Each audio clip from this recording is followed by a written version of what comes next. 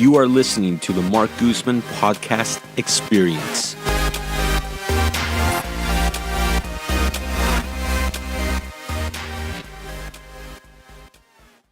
Welcome to another episode of Ask Marc Anything, and let's jump right into the questions. All right, so today we're going to start off with a topic that's been in the news lately, and that has been interest rates. Everyone's talking about those these days. Yep. So, simply put, why were they so low the last few years, and what would be the impact of raising them? So that's a really good question. So the reason why they've been so low is because after the financial crash of 2008, the economy really came to a halt. And in order to encourage the economy to pick up a bit, they had to drop interest rates. So they dropped interest rates to and now when I talk about interest rates, we're talking about the bank overnight rate. And this is the rate that banks use to charge each other money because the financial system is very complicated. You have a bank that lends to another bank that gets, these are short-term loans that are done overnight, and this rate affects how much that money costs. So essentially, the higher the rate, the more money costs. The lower the rate, the cheaper money becomes, and the cheaper money becomes, the more you encourage the economy to bloom, the more you encourage the economy to become more active because access to money is cheaper. And so after the financial crash, it was completely necessary in order to reduce these fees or reduce these rates. And that's what the Fed did because they had to encourage the economy as much as possible. Otherwise, we could have hit another Great Depression level. We ended up at a Great Recession level, and that's because they lowered interest rates. Now, these interest rates do not affect mortgage rates directly, but they eventually do. And mortgage rates tend to follow the 10-year Treasury bond. But as the Fed lowers or raises rates, it eventually makes its way to the Treasury bond, which then eventually affects the mortgage rates. So rates became historically low. I mean, I think the overnight rate we got to was like 0.25, I think was the lowest, something crazy. It was literally free money. And so now that the economy's been picking up the last 3 to 4 years, we've really seen a big boom in the economy. And it's very interesting because now the Fed has to look at hyperinflation. When you have very cheap money, and the economy starts to really grow and starts to really boom and everyone's doing well now, well, now you have another problem. You have hyperinflation.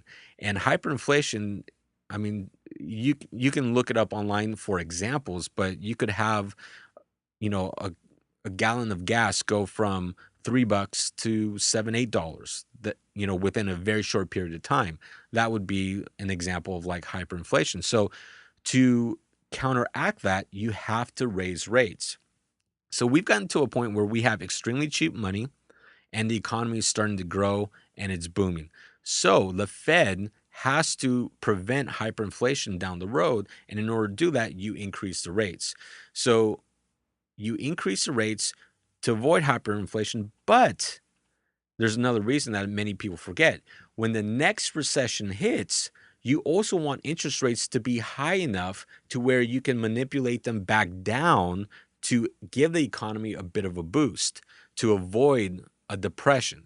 And so there's a whole balance. And so the Fed, I think they do a pretty good job. And a lot of people don't really thank them for that type of job of really manipulating the rates to prevent hyperinflation, but then to allow the economy to grow, but then also have enough room to where when we hit the next recession, which is expected in 2020, to have enough room to then draw back the rates lower to encourage the economy to grow.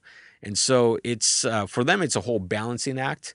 And what we know is that they've raised the rates this year several times. Next year, they're expected to raise rates another 3 or 4 times. Again, this is an overnight rate. Eventually, it makes its way to interest rates for mortgages. So you saw mortgage interest rates rise this year. They went from like 4% up to 5.1%. They're expected to be at 6.25% around October, November of 2019. So mortgage rates and the Fed rates are expected to rise next year. Um, but it's needed. It's needed to prevent hyperinflation, and it's needed to give us enough room so that when the next recession hits, and people are predicting 2020, that we have enough room to kind of allow the economy to grow and prevent a depression and just stay within a recession. So that's like the really short answer. I mean, it gets very complicated once you get into economics. Like anything with economics, it gets complicated very quickly. Yeah. Anyway, so moving on to the next question. This is something that came up when I was looking for my new house, and it came to dealing with a landlord, and that is, can landlords set aside a room or space in a home that you rent from them that they can come and stay in from time to time? So the way that story here is that this one house we were looking at, the landlord said pretty much that we couldn't use the garage because that was going to be a room for him, because whenever he came to town every few months or so, he would stay there.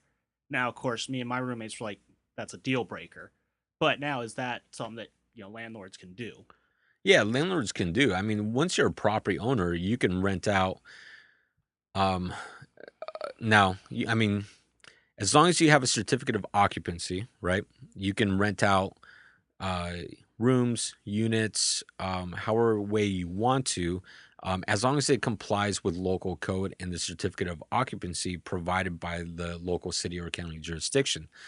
Now, in a case like that, um, could they, if the garage was converted legally, they could, maybe they can't.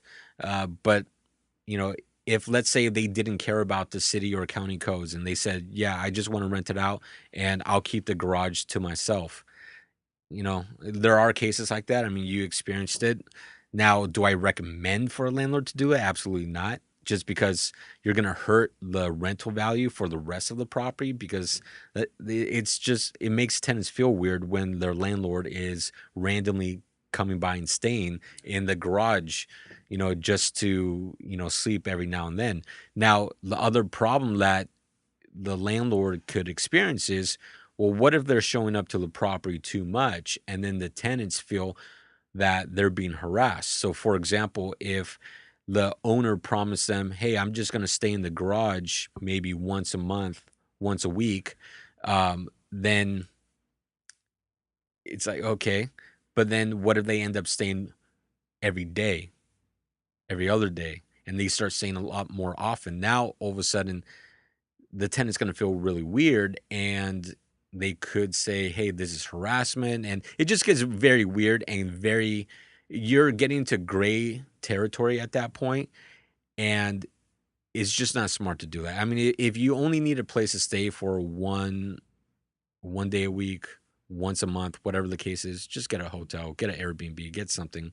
I don't think you should be showing up to your rental where tenants are living there. Number one, it's going to hurt what you can rent it for. And number two, it's going to make them feel very weird and awkward. Number three, if you do it too often, they could claim harassment, and now you have a big lawsuit. Well, that makes sense, because that was pretty much one of the main reasons we didn't take that house. Um, anyway, so the last question is, so Narcos Mexico just came out a couple weeks ago. Great show. Yeah, what'd you think of it? I thought it was amazing. I was hooked on it. I literally finished Narcos in, I want to say, a day and a half. Like, We it should was a probably note Saturday that and there are Sunday. spoilers going forward here for anyone who hasn't watched it yet. Yeah, it was a really, really. I think Diego Luna did a phenomenal job playing Felix. What's his last name? Felix Gallardo, I think. Yeah, he had a long name. Yeah.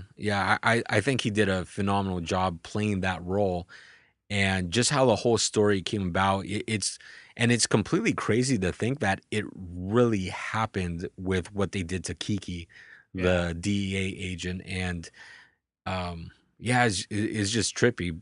I'm excited for Narcos season 2 now to see Yeah, what how they hunt them happens. down. Yeah. I thought it was a little slow to get started, but definitely once it picked up, it definitely got pretty exciting. Yeah, I would say it As probably picked up what, third episode? fourth or fifth, I would say it started Yeah. to really pick up. Um, but I just remember like the second or third episode, I kept thinking to myself, why does that name Kiki Camarena sound so familiar? And then I remembered, I think it was episode 2 of season 1 in Narcos.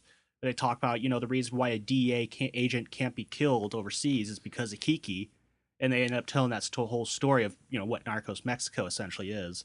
So it's kind of one of those things like early on I realized like okay, Kiki obviously ain't gonna make it. Yeah. So that was kind of like don't get too attached to him, kind of feel. But yeah, just the whole idea of And it's crazy because he was gonna leave the next week, yeah, it's go always back right to when they're San about to leave Diego. is when it goes south. Yeah, it's Yeah. Yeah, um who knows who they didn't really knows get into detail on what they did to him. Because I was reading about what he went through. He was tortured for 30 days, and then eventually when they found him, they caught the cause of death. They determined was from a drill being bored into the back of his skull, which Ooh, like it's a good thing they didn't show that.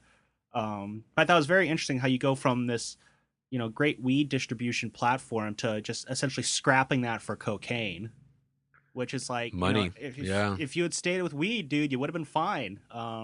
Yeah. Yeah, I mean, the problem is greed, right? I That's mean, always it's great. like Yeah, it's corporations, same thing. You have legal greed, but this is just on the illegal side, and there's a lot of money in drugs, and that's basically what they took advantage of. And it's yeah, I mean, it's funny to see like, well, what if he just stayed with weed? yeah. Because How you could would tell things be Rafa and different? Don Nettos clearly just were not into it after he switched over to cocaine, Yeah. and it is just Or what if they never touched the DEA agent? yeah. How would things be so different Well, how today? would that affect the hunt for Pablo Escobar in the first 2 Narcos seasons when one of the reasons why Pena and Murphy were able to go about so freely is they didn't have to worry about being kidnapped and killed. Yeah. But if you're trying to take on that battle without that security, who knows how that changes. Yeah.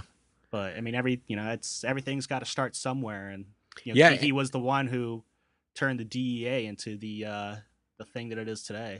Yeah, and the trippy thing too is that the Netflix scout, one of the Netflix scouts, was killed in Mexico. Did you hear that story? I think I vaguely recall that one. Yeah. So they were scouting for sites to film out in Mexico, and one of the scouts just never came back, never reported, and then they Ooh. found his body in a car in the middle of this abandoned desert, abandoned road with bullet holes just riddled in the car. Sinaloa cartel, man. Don't mess with them. I know that it's so trippy though, right? I Yeah. mean, they're looking for areas to film the Narco, and I think it was like season 2 they're looking Yeah. for. And I mean, basically, I mean, the only thing that can come to my mind is drug cartels just killed them. Well, yeah. I mean, you come across the wrong roadway that takes you too close to a field you're not supposed to be by, Yeah, and I mean, I think just how big that pot field he had was. I mean, they said that they could. I mean, you couldn't see the end of it. I don't know if you could see it from space if it was that big, but yeah, no. When they show it, it was just this massive field covering this huge, vast desert onto the hills and everything. Can't help but wonder is like, how does anyone not see that? How does anyone not stumble upon that? Yeah, Um, but I guess that's just somehow it doesn't happen. yeah, and I think that was in the 80s, right? Yeah, I think it Was was it 80s? 82 to 85 in that era.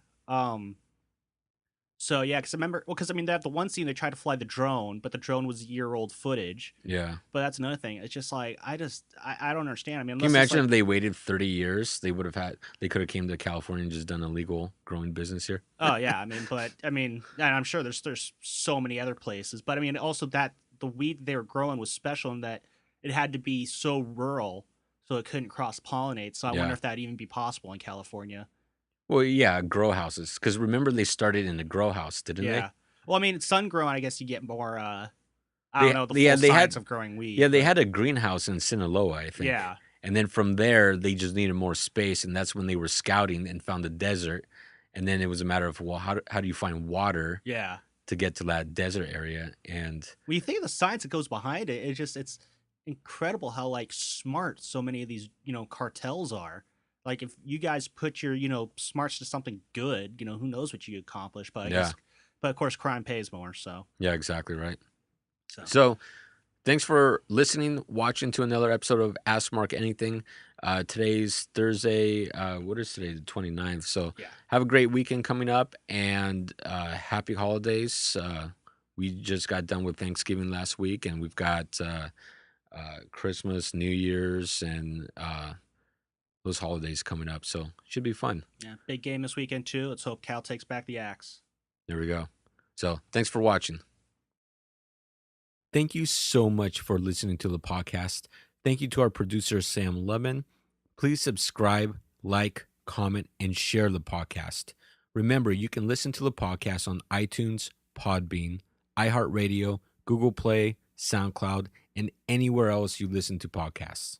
For more information on my business as a property manager and real estate team, go visit my website at markguzman.com. I really want to thank all of you for listening. It means the world to me, and I hope today's episode provides you value in your day-to-day life.